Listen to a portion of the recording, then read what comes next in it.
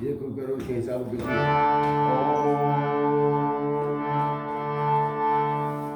श्रेष्ठ समाज, श्रद्धेय समाज, आज श्री हनुमान चालीसा का आज हम लोग 25वां चौपाई का पाठ करने जा रहे हैं।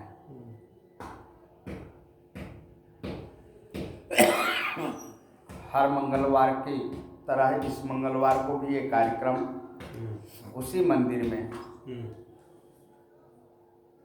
श्री 108 श्री चंद्र भगवान महाराज जी के मंदिर में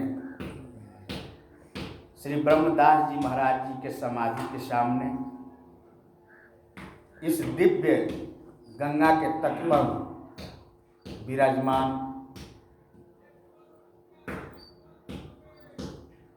इस मंदिर में हम लोग बैठकर अपने गुरुदेव के चरणों में बैठकर, अपने भाइयों के चरणों में बैठकर, अपने भक्तों के चरणों में बैठकर आदरणीय अपने श्रेष्ठ नगरवासियों, क्षेत्रवासियों के शरण में आवाज जहाँ तक जा रही हो, आप सभी लोग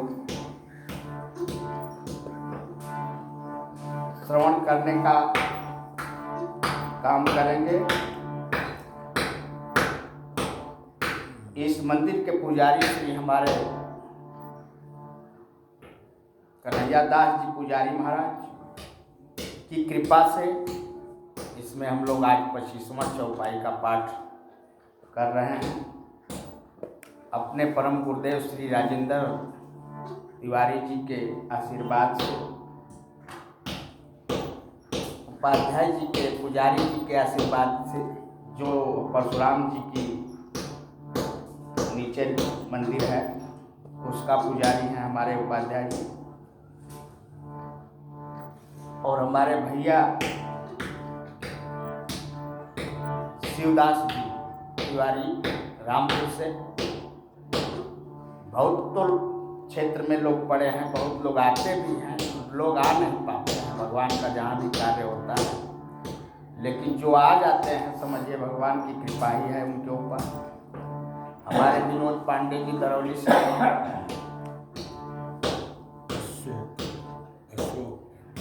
और अशोक भैया दरौली से पधारे हैं, उनको प्रणाम। कथा को जो है हम लोग गति देने जा रहे हैं। ना रोग है सब पीरा,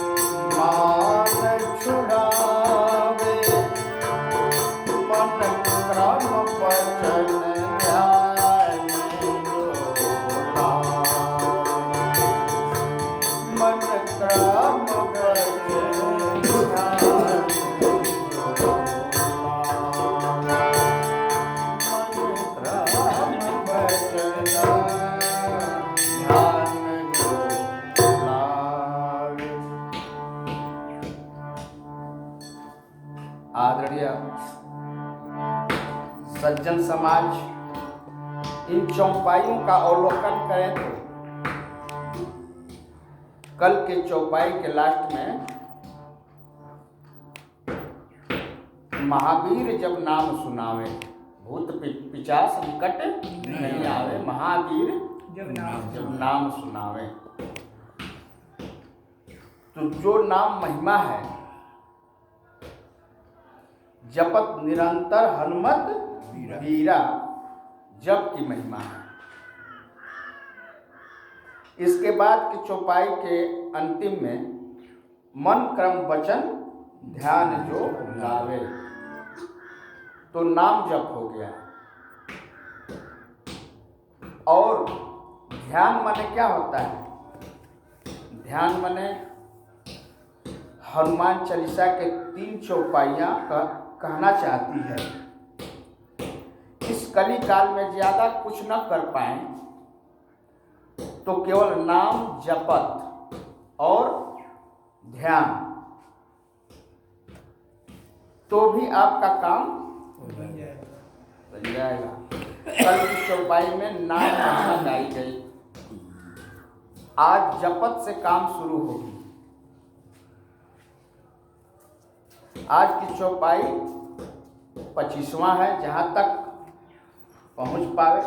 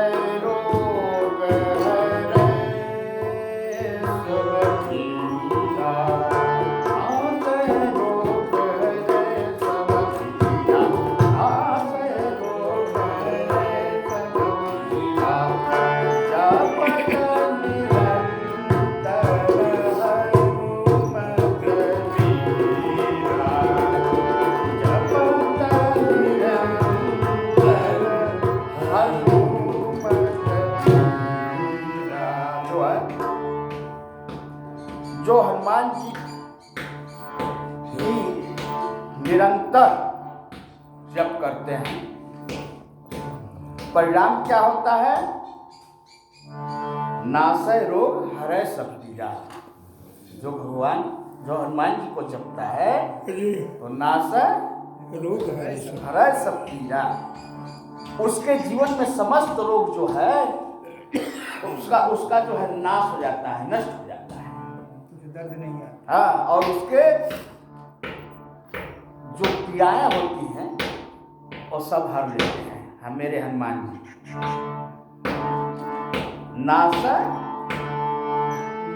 नासय रोग है सब पीड़ा।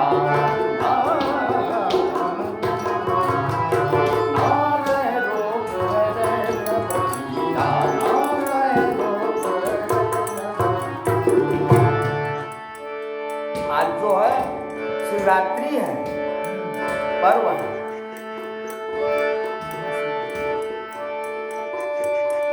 नासय रोग हरय सब पीड़ा, नासय रोग हरय सब पीड़ा, हो राम नासय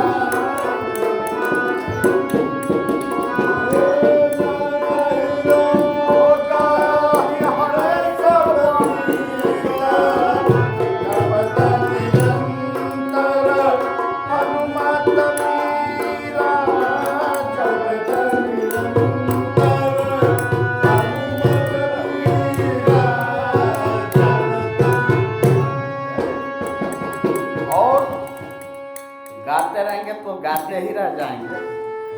तो इस तरह से इसका खुला सा अर्थ ये है, आप इसको हल्के में न लें। इसको जो है, इस कथा को छोटी सी ग्रंथ न समझ करके हल्के में नहीं लेना है। थोड़ा सा आइए गंभीरता से उसको सुना जाए। इस कथा को हमने 3 सालों में छोटी शब्दों में जब जागते थे तब लिखते 3 साल लग गया था। तो ये जो है साखी गौरीशा है, शंकर जी के गवाही में लिखा गया है ये हनुमान चालीसा। और शंकर जी गवाही भी दे रहे हैं, साक्षात लिखा हुआ है, झूठ नहीं है। नासै रोग हरै सब पीरा, जपत निरंतर हनुमत वीरा। तो हनुमान जी का जो भजन करेगा और हनुमान जी का जो पाठ करेगा निरंतर, उसके सब रोग जो है लिखा हुआ है इसमें कि नष्ट हो जाएगा। ये छोटा सा ग्रंथ जो है 40 चौपाई की, जिसमें हनुमान चालीसा जिसको कहते हैं हम लोग, इसमें जानते हैं क्या है? इसमें इस चालीसा में हमारे विद्वानों ने बनाया है इसको कहने के लिए, बताने के लिए 40 चौपाई में साफ जो है 4 वेद, पुराण, शास्त्र, उपनिषद जितने भी हैं सब में से इसमें डाल दिया गया है, पिरो दिया गया है। और इसी को हम लोग 40 मंगलवार पाठ कर रहे हैं। आज 25वां चल रहा है।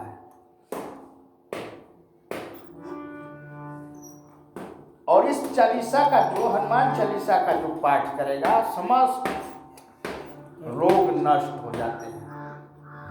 जहाँ इतनी पैथी का आज प्रयोग किया जा रहा है, पैथी माने होम्योपैथी, एलोपैथी, अनेक प्रकार की पैथियों का प्रयोग किया जा रहा है। आइए आयुर्वेद पैथी कई प्रकार का, आइए हनुमान पैथी हम लोग अब प्रयोग करें। तो इस हनुमान पैथी से नासै रोग हरै सब पीरा, सब जो है दूर हो जाएगा। कई बार बड़े बड़े डॉक्टर साहब भी फेल हो जाते हैं तो इसी शरण में आते हैं, जाते हैं। कभी कभी देखे होंगे, सुने भी होंगे और देखे भी होंगे कि बड़े बड़े रोग जो है बड़े बड़े डॉक्टर लोग थक जाते हैं, नहीं ठीक कर पाते हैं, तो अंत में इन्हीं के शरण में आते हैं तो जाकर के दुख दूर हो जाता है, नष्ट हो जाता है। इस तरह से सभी पैथी फेल हो जाता है, लेकिन हमारे हनुमान जी वाला पैथी जो है नहीं फेल होता है। इनके शरण में आइए, सारे कष्ट दूर हो जाते हैं। तो इस तरह से अब छोटी छोटी जो है बात जो है, कोई झगड़ा हो गया, जुकाम बुखार हो गया, हे हनुमान जी ठीक हो जा, उसमें नहीं काम करेगा। हाँ, छोटा छोटा काम करेंगे, हे हनुमान जी ये काम हो जाए, है सामान लिया हो जाए मिल जाए, ये सब में मत प्रयोग करिएगा। आज शिवरात्रि का दिन है, ये मंत्र है। इस मंत्र का जो है अपने अगर एक भी शब्दों का पूर्वक से पा लेंगे और उसको प्रयोग में लाएंगे तो शायद काम में आ जाए। भगवान न जाने कहाँ से कैसे बुलवा देते हैं। हमारे हनुमान जी यहाँ बैठे हैं, सुन रहे हैं, लेकिन हम लोग देख पा नहीं रहे। हो सकता है वही जो है ठोक रहा है वही तो सुन रहे हैं, वो अपना कार्य तो करते ही हैं निरंतर। जहाँ भी यज्ञ कीर्तन भजन होता है वहाँ हनुमान जी आकर के बैठ करके सुनते हैं कथा को। यत्र यत्र रघुनाथ कीर्तन। तो आदरणीय है। अरे हमारे गोस्वामी तुलसीदास जी के बाहों में दर्द हो गया था, शास्त्रों में था, पूरी दवा कर लिए, सभी पैथी का प्रयोग कर लिए, अंत में जो है हमारे यही पैथी काम में आया। कौन पैथी? हाँ, नहीं बाहु पैथी है, बाहु एक है जी, उसको जो है हमारे प्रयोग किए। इतिहास में कथा आती है तुलसी बाबा के बाहों में दर्द जो है पूरा कर लिए, नहीं ठीक हुई, तब तुलसी बाबा ने एक वंदना लिखी हनुमान जी की। उस वंदना का नाम है क्या? हनुमान बाहु। तो कभी हाथ में आए तो पढ़िएगा, रोग जो है हनुमान बाहु को, उसमें साफ साफ उस वंदना का जिक्र किया है कि मेरी बाह में बहुत दर्द है, जिक्र है उसमें। तुलसीदास जी ने लिखा है, हनुमान जी इसको ठीक करो, हनुमान जी इसको ठीक करो। बाहु मने बाहों की पीड़ा, बाहु मने बाहों, और भुजा की जो दर्द किसी डॉक्टर से नहीं ठीक हो रही थी, हनुमान जी की दया हुई और ठीक हो गया। तो कोई संदेह नहीं। इसके बाद मेरी प्रार्थना है कि जुकाम बुखार में न प्रयोग किया जाए, छोटी छोटी बातों में न प्रयोग किया जाए। हनुमान जी कहते हैं जब विचार हो तो डॉक्टर के पास जाओ। भाई ये बात नहीं है, मना नहीं कर रहे हैं कि डॉक्टर के पास मत जाओ, जाओ। अच्छा, एक बात, जब लक्ष्मण जी मूर्छित हुए थे तो हनुमान जी कह सकते थे कि पढ़ो हनुमान चालीसा, लेकिन वहां क्यों नहीं कहे? डॉक्टर के पास जाना है आपको, दवा कराइए। जब चारों से फेल हो जाएंगे तब जो है वहां ठीक होता है। तो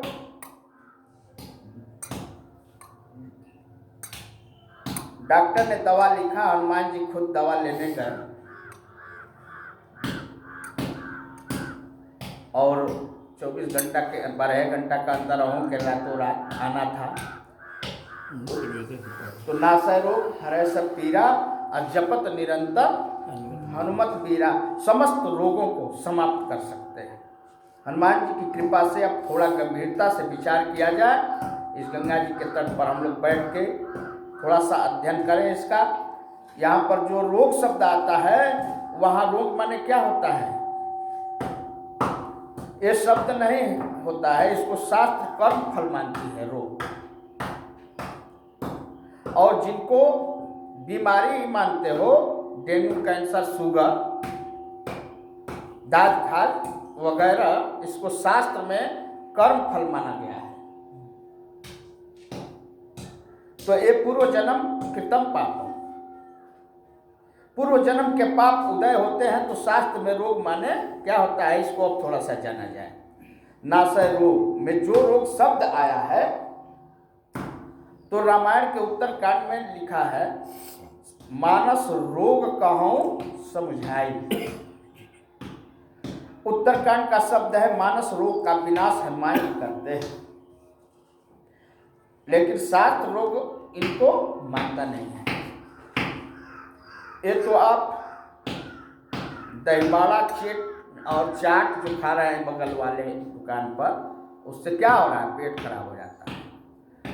उसमें गलती आप स्वयं करते हैं कि खाते हैं जाकर। तो अगर कोई रोग हो जाता है तो उसमें किसकी गलती है? वो तो भाई स्वयं आप खाए हैं, अपनी गलती से न हुआ है।